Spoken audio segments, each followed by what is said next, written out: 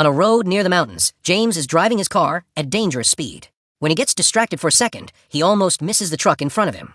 So he has to make a sudden turn to dodge it, and ends up running over some suitcases instead. Mary rushes to pick her things up, and James tries to help her. However, they aren't fast enough, and the bus leaves without her.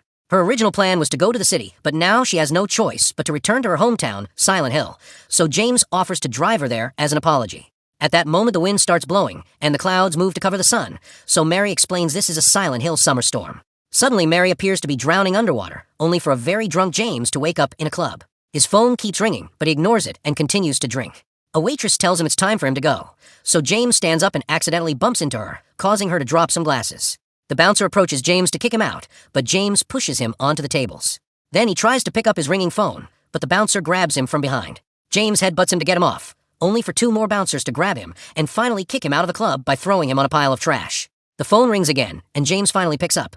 It's his therapist, M, who is disappointed to hear he's drunk and reminds him that he shouldn't feel guilty. M tells him to go home and rest for an appointment tomorrow. At his apartment, James looks at a painting he did of Mary, and her face flashes in his head. He tries to drink more to forget. However, his last bottle is empty. He throws it on the floor and watches it roll until it stops next to an envelope with his name. James opens the letter and is shocked to read it's from Mary. She knows it's been a long time since their breakup, but something has happened, so she needs him to come to their old home in Silent Hill. James decides to drive to Silent Hill in the middle of the night under a raging storm. When he makes it to the mountain tunnel, he finds it closed. He drives back to the bus station and parks the car to sleep for the night. His dreams are filled with memories of his life with Mary. After he drove her home, they started dating, and he decided to stay in Silent Hill with her. Sometimes when they kissed, her nose would drip blood on his face. Eventually, they broke up, and James moved back to the city, where he became an alcoholic. In the morning, James decides to walk the rest of the way to Silent Hill. After wandering through the woods for a while, he finds fog covering the area and ash falling from the sky. Nearby, a woman named Angela is moving some heavy bags and asks James to help her. He asks about the ash, so Angela explains there was a fire in the summer that burnt down the forest and didn't stop until it rained. The water treatment plant was overrun by the floods, and the water got contaminated, so people left the town. James decides to continue his journey anyway while thinking about Mary. When he agreed to move in with her, she admitted that she was worried her true nature would scare him off. However, James promised to always be by her side. After lots of walking, James finally makes it to Silent Hill, which is covered in ash and fog. James starts yelling, but nobody comes out. Suddenly, he starts hearing music, so he follows the noise until he enters a tunnel where a radio is playing. There's also a blanket on the ground with a person underneath. When James tries to communicate, he hears a noise behind him, and the radio stops working. At that moment, a hobo jumps out of the blanket and tells James that they're coming back, but refuses to elaborate, so James runs out of the tunnel. Then James gets a call from M, but he ignores her scolding because he notices that there's a sign glowing on top of a nightclub door. Meanwhile, the hobo sees a monster known as Lying Figure appear at the entrance of the tunnel. When James enters the nightclub, he remembers the time Mary brought him here and introduced him to her friends. All the locals knew her because her father built the town and gave them purpose. Suddenly, James hears the hobo scream and runs back to check on him, only to find his body disintegrating on the ground. The radio starts playing static noises, and James is shocked to see the Lying Figure approaching him. The creature opens its chest and starts spouting acid, so James quickly dodges it and throws a tool to bring it down. The monster then crawls under a van and disappears into the sewers. Afterward, the radio starts playing an emergency broadcast that asks all the residents to evacuate. This is followed by an alarm that begins to wail through town, and several lying figures appear on the street as a deep darkness covers the ground and the buildings. James immediately grabs the radio and starts running, dodging all the lying figures and the acid shots that try to stop him. After lots of running, James trips and falls, causing all the rats in the area to flee. He watches in horror as some weird cockroaches called creepers emerge from a grill and attack a rat to bring it to their nest. A roach also approaches James, who immediately smashes it on the ground. Suddenly, hundreds of creepers come out and chase after James, who has to keep running. In a random alley, he sees the creepers successfully attacking a lying figure. He ends up falling again and accidentally dropping the tool, but he can't retrieve it because the creepers quickly walk over it. Eventually, he finds a fence and manages to cross it by walking through a hole. The creepers begin climbing the fence and watch him escape. Then James enters an apartment building and locks the door with some wooden planks. Soon the creepers arrive and climb on the glass, but they can't get in, so they just stare. As James looks around, a bleeding woman appears behind him, but when he turns around, she's gone. He points his phone flashlight at the stairs and sees a figure disappearing. James wonders if it was Mary and remembers the day they moved to this building. He takes the stairs and reaches the next floor, only to find the next stairs blocked by a gate. Then James enters an apartment and finds a glowing TV. A box next to it has a bunch of tapes labeled with the months of 2017. As he comes closer, he has a vision of blood-stained hands touching a body, and he falls on his knees as a pitching sound causes him to have a terrible headache. The visions continue, so James calls Em to tell her his head hurts a lot. Em wants to know where he is, but James only says he's getting closer. At that moment the call ends because his phone is out of battery. Then James runs to the balcony and feels the rain falling on his head. On the apartment above his, there's a silhouette waiting. Meanwhile, Em keeps trying to call James to no avail. She then makes a mysterious call saying that her patient violated the procedure, so she'll need a wellness check.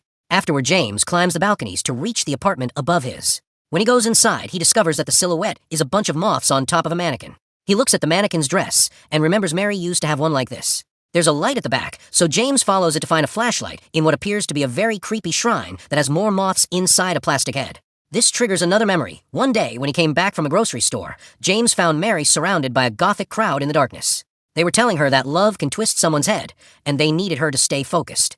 As soon as they saw James watching them, they opened the curtains and acted all friendly with him before leaving the apartment. James freaked out because these weird people kept showing up in their apartment unannounced, but Mary defended them, saying they were her only family since her father died. He apologized with a hug, but was creeped out again when he saw the shrine and the head inside it. Mary immediately closed the shrine doors and asked James not to think about it, distracting him with a kiss. In the present, James finds a medical report from Brookhaven Hospital that mentions an acute asthma attack and has Mary's name. At that moment, he hears someone coughing and goes to investigate. In a bathroom, he finds a sick-looking Eddie puking in a toilet. Eddie wonders why James isn't like everyone else, so James explains he's looking for someone, which makes Eddie laugh. After pointing out that there's nobody left, Eddie explains that something big happened that caused the fires, contaminated the water, and drove everyone crazy. People were bleeding to death in the streets, and then the monsters started appearing. Eddie shows James a rotting wound on his arm and tells him he's lucky. Suddenly, they hear a baby crying in the distance, so the men go looking for it. They turn around a corner, only to find the corridor blocked by bars. On the other side, they see Laura try and hide. Eddie thinks they should leave her, but James reaches through the bars and tries to convince her to come with him. When Laura is about to take his hand, the radio starts screeching, and they hear a spooky noise at the end of the corridor. Eddie insists they need to leave, and James is having an awful headache, but he refuses to go without the girl. As the noise gets closer, Eddie yells at Laura to make her hide again. Then he kicks James and runs away. When James looks up, he discovers the noise comes from Pyramid Head and his huge sword. Pyramid Head reaches through the bars and tries to grab James, who immediately starts running away. While Pyramid Head begins to headbutt the bars to break them, James finds a mannequin monster. It turns around to look at him, only for the head to drop and roll on the floor. Its eyes look at James as the body transforms into a spider. James quickly runs again, while the mannequin puts on its head and bugs come out of its mouth. After bursting through another door, James enters an apartment but finds all the windows sealed. He can hear the mannequin spider coming for him, so he hides inside a closet and spies on the monster through a crack in the wall. As the spider begins searching the apartment, Pyramid Head bursts in two. The spider immediately jumps on him, but Pyramid Head easily pushes it on the table and hits its limbs with his sword. Then he starts beating the spider up, and James has to cover his mouth, not to scream. Afterward, Pyramid Head opens the closet and takes a close look at James, who can see human eyes inside the helmet. Suddenly, the town alarm starts wailing, and both of them grab their heads as they yell in pain. Hours later, James wakes up alone in the closet.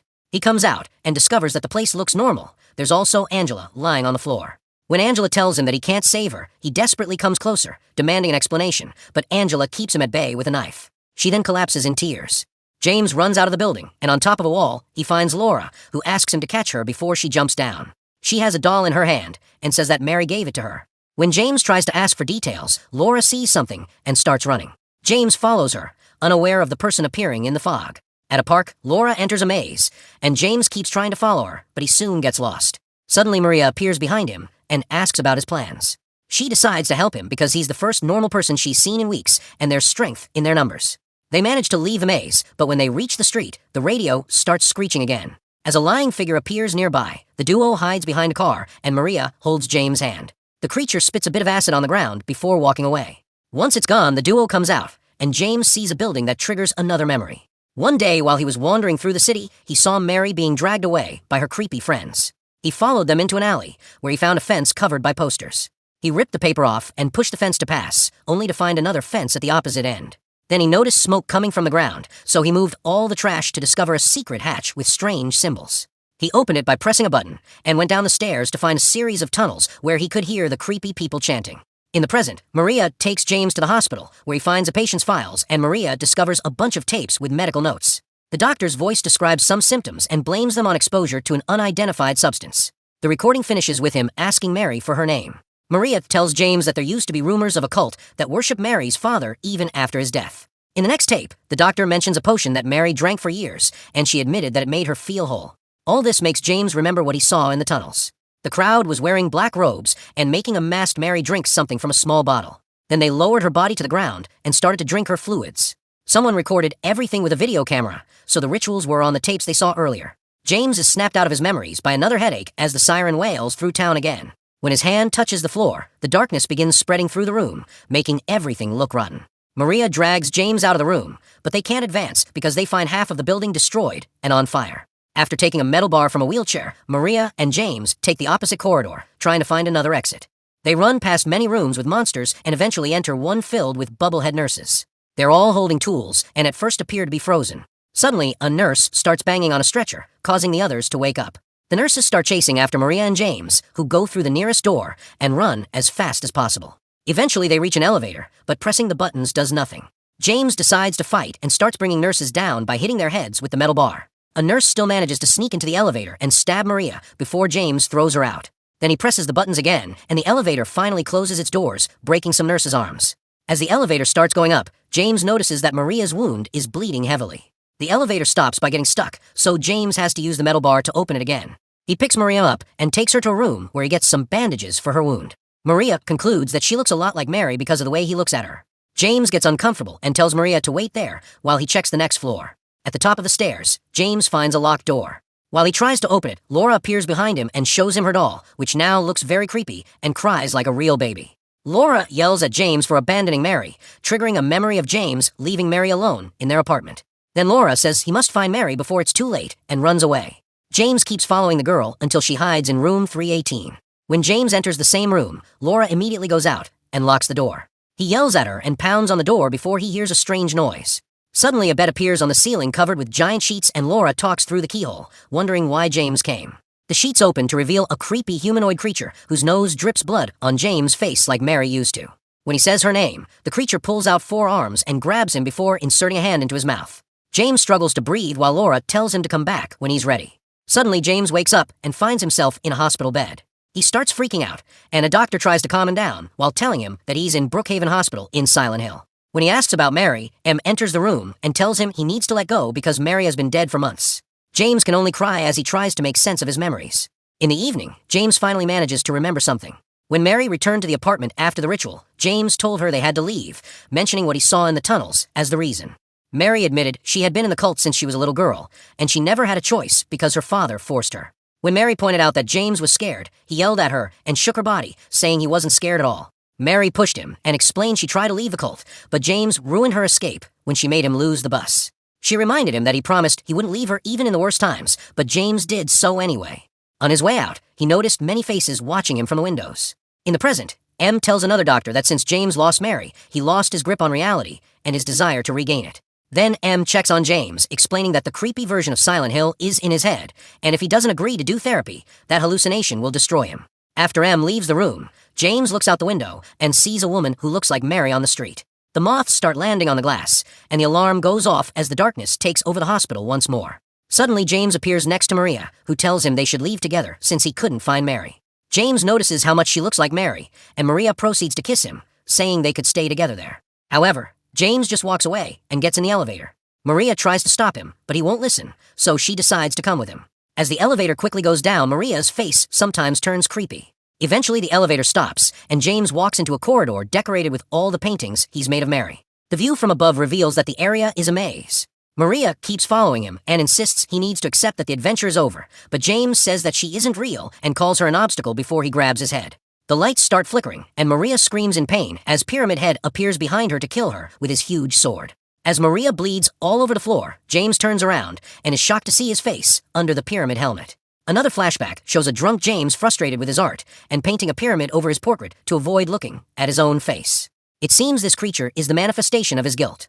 The apartment in the memory suddenly shifts and throws James into the water with all his Mary art. Suddenly, James appears on the shore and is surprised to see a building burning nearby. He goes inside and finds Laura, who is running around and hiding behind the furniture. When she finally emerges, she wears Mary's face for a second. She asks James to remember the truth, so a flashback shows him leaving flowers at Mary's grave. Her full name is Mary Angela Laura Crane, which means that Angela, Laura, and Maria are all parts of James' imagination based on different aspects of Mary's personality. James runs through a corridor on fire and enters a room where he finds Angela. She's having a breakdown while two creepy hands grab her legs to keep her from escaping. It represents all the abuse Mary received from her father since she was a child. When James tries to help her, the hands pull Angela through the mattress, and James falls into the hole too. The bed has transformed into a monster that looks like Mary's dad and is keeping Angela in its grasp. James gently cradles her head and apologizes, causing her to catch on fire and explode.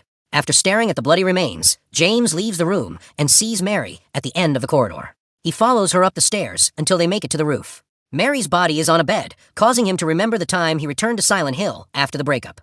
Mary had been terribly sick because of her father's potion and had no chance of survival. She asked James for mercy, so after lots of hesitation, James pressed a towel on her face to kill her as he cried. On the fiery roof, James is finally letting go, so the bed floats up and the moths surround it. The sheets open to reveal Mary's creepy form, who makes James float to her arms and hugs him to express her forgiveness. Then James reappears with the body on the normal roof. Concluding that he can never forgive himself, James puts Mary's body in his car and drives to the nearest lake. The car falls into the water, and James thinks they can finally be together if he self-deletes. Suddenly, the truck reappears, and James finds himself back in his first meeting with Mary. The bus leaves again, so this time James offers to drive her to the city instead of taking her back to Silent Hill. Make sure to subscribe and turn on notifications so you can watch more videos like this. Thanks for watching.